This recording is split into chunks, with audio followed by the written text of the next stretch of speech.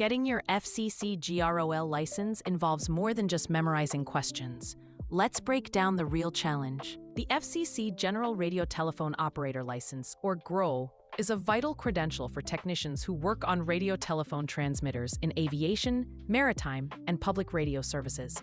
Unlike a simple certificate, this is a lifetime federal license that proves your expertise. It's the standard for avionics technicians, broadcast engineers, and marine radio specialists.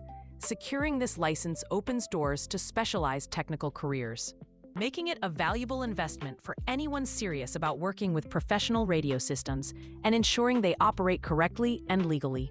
To earn the GROL, you must pass two distinct exams. First is Element 1, which covers basic radio law and operating practices. It has 24 questions, and you need 18 correct to pass.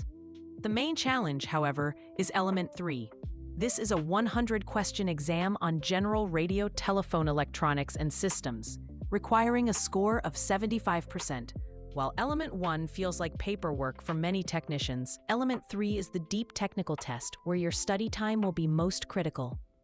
The path to your GROL license follows a precise FCC process. First, you must obtain an FCC registration number, or FRN, through their CORS system. Next, schedule your exams with an authorized commercial operator license examination manager, a COLUM, not the FCC directly. After passing, you'll receive a proof of passing certificate. You must use this to file Form 605 with the FCC within 365 days, or you'll have to retest. Following these steps in order is essential. The most common mistake candidates make is underestimating Element 3.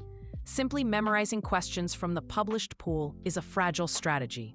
The exam tests your actual understanding of how circuits function, what components do, and how to apply principles like Ohm's law. Since reference materials are not allowed during the test, cure recognition will fail you when a question slightly changes. True comprehension of radio electronics is the only reliable way to pass this challenging, closed-book exam and prove your skills. Element 3 covers a wide range of technical topics. The largest focus is on practical circuits, including receivers, transmitters, oscillators, and power supplies. You'll also need a solid grasp of electrical principles like Ohm's law and resonance, plus deep knowledge of circuit components from diodes to transistors.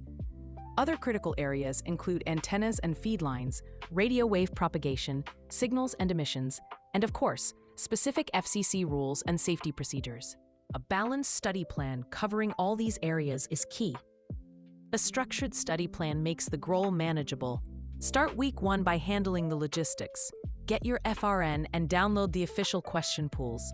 For the next few weeks, focus on the fundamentals, electrical principles and components.